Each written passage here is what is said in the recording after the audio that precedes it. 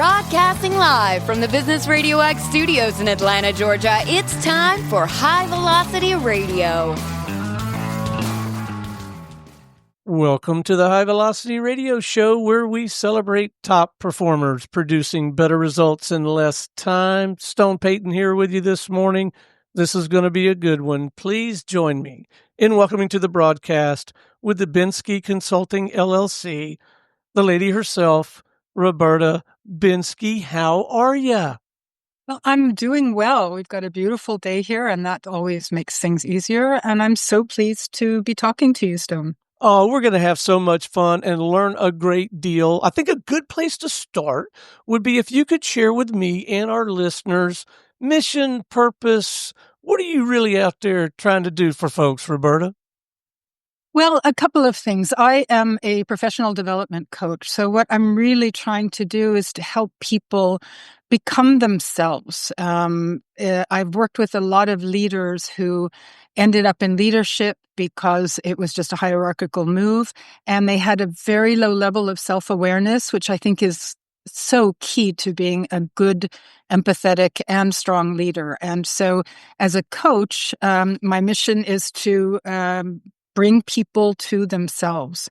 I'm a Gestalt coach, and there's something called the paradoxical theory of change, which was put forward by a Gestalt psychologist, Arnold Baser. And he says that genuine change occurs when you become who you are and not something that you're trying to be. And so my mission is to help leaders and others in professional settings to become more of who they are. So tell us a little bit about the journey to becoming a coach. My experience has been, when I've asked this question before, that it's rarely a straight line. Yeah. Well, I actually tried to put together a straight line, and if you'll just bear with me and don't roll your eyes, I've decided that it started when I was 11 years old. We moved to Canada, and I had missed half a year of beginning French. And so in order to catch me up, they sent a woman to my home at 11 years old, a French tutor, to catch me up. And she was French. And working with her, I decided I wanted to be French, not just learn French, but be French. And 20 years later, I actually accepted a job with an international organization in Paris. And I moved there and spent a while trying to be French. And of course, it never really works. After a few years, I kind of realized that instead of being French, I needed to be me in France. And that was such a revelation. And as I was working in this international organization, I climbed up the ladder, I became a manager, and I had very little experience managing people. I knew about managing projects, but not people. And I also noticed that many of my peers around me were also struggling with being a manager. And so it was kind of through that I thought, well, what is a good manager? And through reading books and talking in quality circles, I realized that it's really about knowing oneself and being oneself in a variety of contexts. So instead of being French, I was me in France. I moved to Norway. Instead of being Norwegian, I was me in Norway. But I did have to adapt to a variety of contexts. And I think for me, it was about how leaders and managers can become the very best, and it is being themselves in a variety of contexts. So walk us through what the work looks like on both sides of the table. I guess I'd be interested in hearing, is it conversation? Is it one-on-one? Is it group kind of stuff, or a little bit of all of that? Well, it's all of that. I mean, I'm a Gestalt coach, and what that means is I've integrated some of the tenets of Gestalt therapy into the coaching practice, and it's what I studied. So I work with individuals. There are coaches who work with groups. That's another area of training which I intend to pursue in the next year or so. And so I work with individuals for the most part. Now, there are a couple of different types of coaches. One, when I was studying, there were about 2/3 of the cohort that were internal coaches, meaning that they were working within an organization, often within the HR department. And they were also learning how to be a coach and coach their colleagues. And then there were those of us like me who were external coaches, meaning that we do not work for any organization. And we're trying to create a business where we help individuals at all different kinds of professional levels, to be the best that they can be. So a session with an individual for me, first of all, it's a 1-hour session. It usually starts with recognition that there are two of us in a space and that the client may be coming from a particularly busy, maybe a stressful point. And so I usually ask my clients, is there something you'd like to do to come into this space? And sometimes it's a breathing exercise. Sometimes clients need to stand up and move around a bit. And sometimes people want to get right into it. So in Gestalt coaching, there's no hierarchy. So my job as a coach is to let the client and to facilitate the client to do what they need to do. So once that is over and the client feels like they're in the space, and I often participate with them, especially if it's a breathing exercise. So we're both in the space. The first thing I ask is, so what's on your mind? Or it might also be, what's taking your energy at the moment? Gestalt coaching deals primarily with the here and now. So we're not looking back on what's your experience as a leader, what have you done in the past, what would you like to change? What we're looking at is what's going on here and now.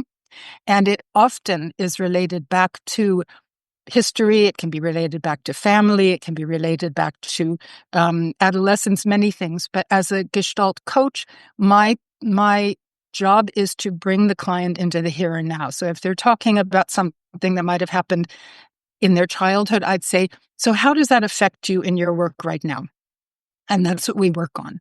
And so there's also a structure to each session. There's we start with a kind of contracting, an agreement, where the client can define what they want to work on in the session. The client also defines how they will measure success at the end of a session. That is the contracting phase. And as a coach, my job is to make sure that we stick to that contract. And I do that by checking in about halfway through the session, asking the client, so how are we doing? How do you feel about what you started out wanting to talk about, and where we are now? Sometimes the theme changes. And so it's also my job to say, I feel like the theme has changed a bit here. Is this your experience? And then we do a recontracting, totally again up to the client. And then towards the end, with about 15 minutes left, it's my job to bring the session to a good close. And that means that there is a final check-in to say, okay, so this is what we've talked about. What are some of the key takeaways for you? I would also ask clients to identify some actions that they can take between now and the next time that we meet, because there is also an accountability element. I would also ask them, so if this is what you'd like to do, what could get in the way of you doing it? What would be obstacles? And if there are obstacles, how would you mitigate those? And then we end with just, anything else you'd like to add, and we end right on time. That's my job. Well, at once, it sounds simple at some level, but incredibly powerful to just meet people where they are and work on what they want to work on, huh? Absolutely. And, the client is the client is in control. The client is in charge. What I've learned is a methodology that will help ask certain questions, reflect on perhaps movements or a change in a person's body language, and reflect that back to them and say, I just noticed a change. Do you want to talk about that? What's going on? Gestalt coaching also deals a lot with the physical being. So there is, as a coach, my job is to to acknowledge and to observe change in breathing, physical movement, etc., because often a client is not aware of that, but there's a very powerful message involved in that. So as a coach, I might point that out to the client. Otherwise, the client is the one that, that decides and determines how a session goes. It's my job just to ask probing, open questions, and to observe. You touched on earlier in the conversation this idea of self-awareness, and when it's lacking, maybe you're not anywhere near your best. Can you speak more to this concept of self-awareness and what you've seen in your practice regarding the power of it once you can unleash it? Yeah. Well, first of all, I want to say that self-awareness is something that I work on all the time. And as a coach, it's even more important for me to work on that. And I have a mentor coach, for example, so that I'm working on this continuously. So self-awareness is about knowing who you are and how who you are affects what you do. So as a leader, if you find that you have patterns where you are unable to deal with certain conflicts at work, there may be a pattern where you are getting feedback that is, room for improvement. The idea is that by knowing who you are, you'll understand why that is happening, and only through that can you change it. I've been in a lot of training courses and I read a lot of books where the message I've taken away is do this, do that, be this, be that. And it never really worked for me. And what has worked is when I bring more of myself into what I'm doing and what I'm working with. And we hear a lot of people talking about being one's authentic self. And it's so important for a leader and a manager to demonstrate how self-awareness can go a long way into reaching goals and objectives and being a good communicator. And by doing so, the managers that they're bringing up in an organization have a very powerful model to work after. So, in your experience to date, and you're clearly a very well-established practitioner, how does the whole sales and marketing thing work? Like, how do you get the new business and the opportunity to do this work? Oh, it is so hard, Stone. And it's one of the things that I didn't think it would be easy. I thought it would be a little more straightforward. So, as I mentioned, there are internal coaches and external coaches. And I think external coaches have great advantages and also great challenges. So, as an external coach, we can take clients in all different walks of life, all different places in their life. But as an external coach, we also have to be looking after business. Now, I thought that knowing what I know about management, and I have been a manager and I have been a leader, and then mixing that with a methodology of coaching that I know and can see really helps people. I thought, well, that's my business and I would like to make a living doing that. And it's proven much more challenging than I imagined. Coaching, first of all, the coaching is often a medium-term engagement. It's very different from a therapeutic engagement where therapy can often last years and years. Coaching is very goal-oriented and very objective-oriented, and so it's more of a medium-term engagement, meaning that there's a very high turnaround of clients. So you're constantly looking, or I'm constantly looking for new clients. I also realized that, learning, having gone through the education necessary and then having coached a certain number of hours to get accreditation from not only the Gestalt Institute, but also from the kind of gold standard International Coaching Federation. I thought once I had the first level of coaching, that meant a lot. And it really did. It's 100 hours of coaching. It's 60 hours of education. And then there's a very challenging test. But that really doesn't stand for much, especially in a context where there are a lot of high achievers in a place. For example, I live in Washington, D.C. These are very high achievers, people extremely well educated, a lot of competition, and a lot of organizations that I know of are looking for at least the second of 3 levels of accreditation. And it's a bit of a carrot and what is the other thing? It's a bit of a carrot and stick. Thank you. Where in order to get accreditation, you need to have coaching hours. In order to have coaching hours, you need accreditation. So this is something that I'm managing all the time. And of course, the coaching hours, there can be a certain percentage that is pro bono, which is really nice to be able to have that opportunity. But most of them have to be paid coaching hours, which is also a bit of a challenge. So when I was doing my practicum during my training, it seemed fairly easy to get clients, and that was because I had a sliding scale. It was clients could pay as little as $1. The point was for me to get practice and to work with people who were willing to kind of take a bet on me as a student. After my accreditation, I thought, well, now people are going to be, knocking on my door, banging it down, wanting me. And it's just not happening. First of all, there's a lot of competition in the Washington, D.C. area. There's a lot of need, but a lot of competition. And so I'm really struggling with the business side. I know that there are kind of network. I've been given a lot of advice. And one piece of advice I got very early on from a coach was, you are not going to be able to make a living doing this. And I remember when the coach told me that, I felt kind of my stomach just fell, and I thought, that's not what I'm looking for, and it's not possible. And throughout our lives, we often have people who will tell us what we can't do, and what I'm looking for is people who will tell me how to do what I want to do.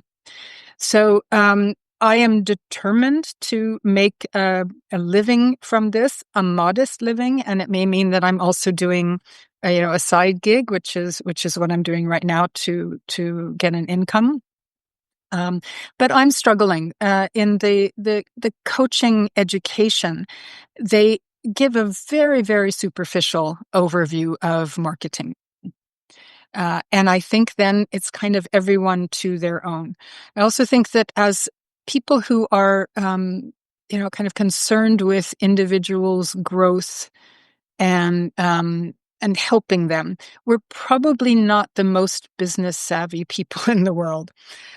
So, I need to learn about, the business. I need to learn what I can do with myself and being myself that feels comfortable to engage more clients. And I'm struggling with that.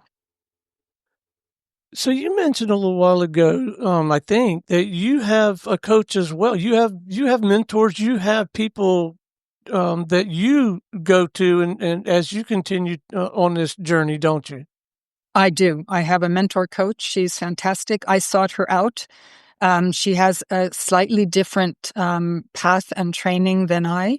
But, if I'm coaching, I want to be a better coach. And to be a better coach, I want to be better at being coached. And so having a mentor coach, first of all, it's a requirement for, going to the next level in the International Coaching Federation's accreditation. But it's also so important to have someone where I have a safe space, especially if I have a challenging client. I want to, talk to someone and say, this is challenging for me. Can we talk through this? Can you help me to understand this? And as my mentor coach, that's exactly what she does. So it's a huge benefit to me. And I also learn more about coaching from the way that she coaches. So what's next for you? I think you mentioned that you might be looking at having some sort of structure for group coaching or using some additional mechanisms from the one-on-one. Is that accurate? Well, the group coaching is another level of education, and it's so interesting to me. I've spent most of my career working in international organizations that work with development and humanitarian assistance, and I know that coaching would be so helpful to people in these kinds of environments, especially in the humanitarian field, because people reach high burnout.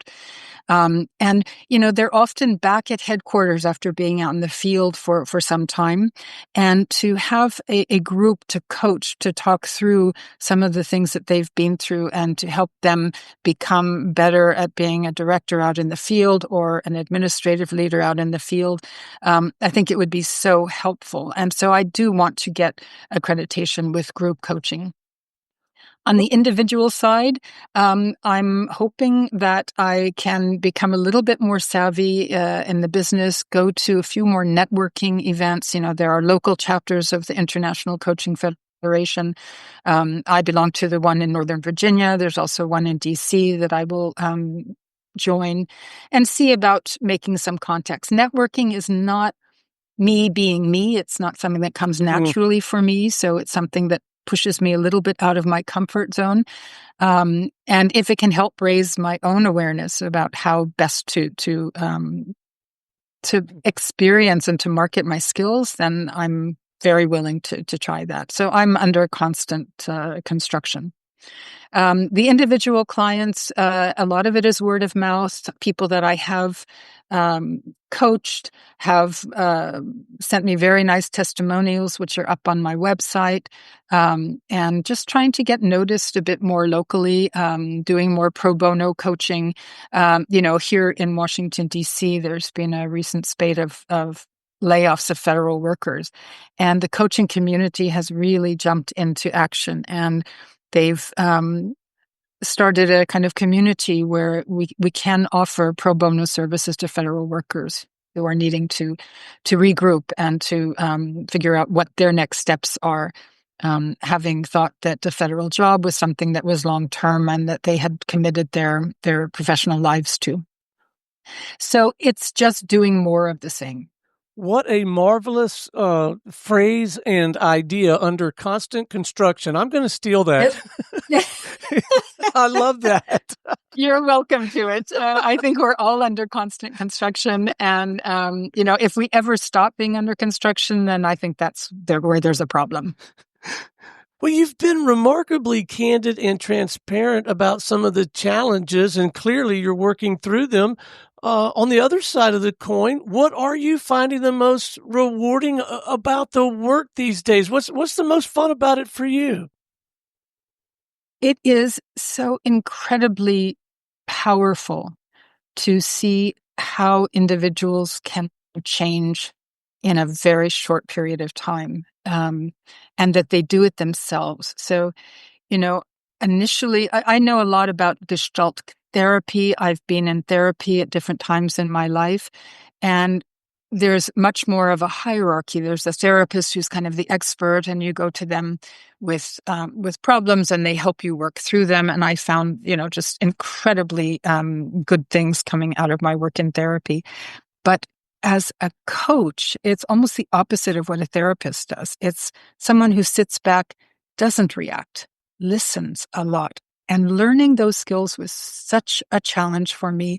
And when I see that when I do that, it works and people come to their own conclusions and they realize the power in themselves, it is incredibly gratifying.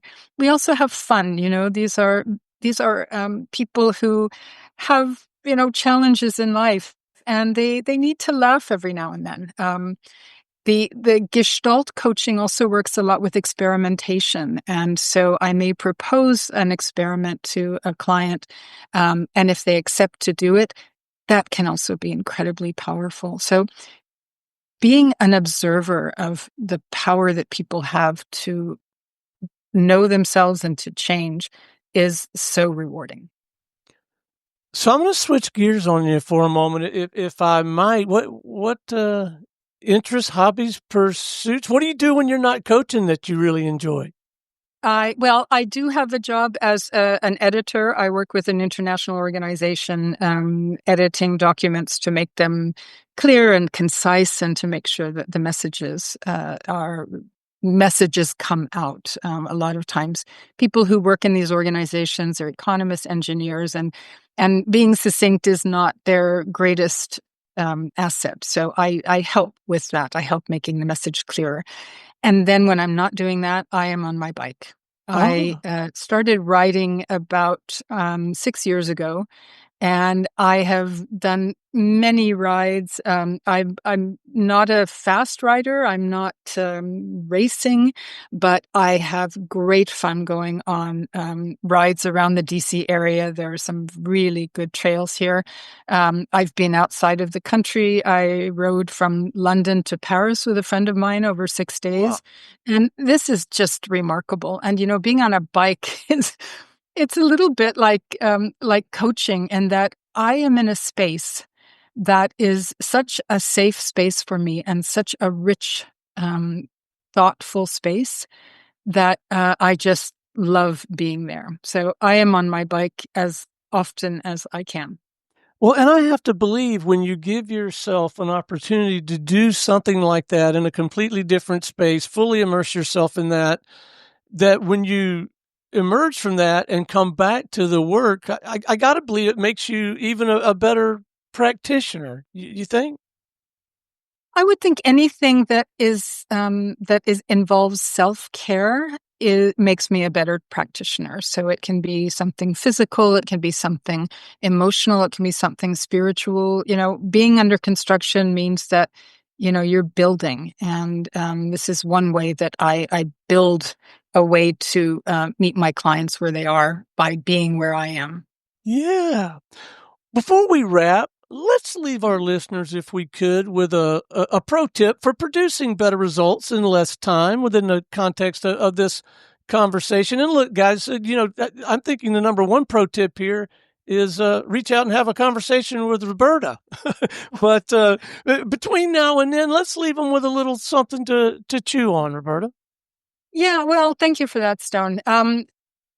My pro tip is it's a couple of things. One is people will tell you no, but there are people who will tell you yes, or they will tell you let's look at that and let me help. And so find those people, find your champions. And the other thing is, for me, never stop learning, never stop constructing yourself, never stop building. And then finally, the thing that is so difficult for most of us to do is to listen. Listen, listen, listen. What's the best way for our listeners to continue to tap into your work and stay connected to you? Well, I do have a website. It's benskyconsulting.com. I also am on LinkedIn, Roberta Bensky, and people can find me there, and they can find me on my website. I would be very happy to have a conversation with people, talk a little bit more about what we can do together, and see if there's a good fit. Roberta, it has been an absolute delight having you on the broadcast this morning. Thank you for your insight. You're very welcome. It's been my pleasure. I've enjoyed this, and I've learned a lot too. Thank you. My pleasure. All right, until next time, this is Stone Payton for our guest today, Roberta Bensky, and everyone here at the Business RadioX family, saying we'll see you in the fast lane.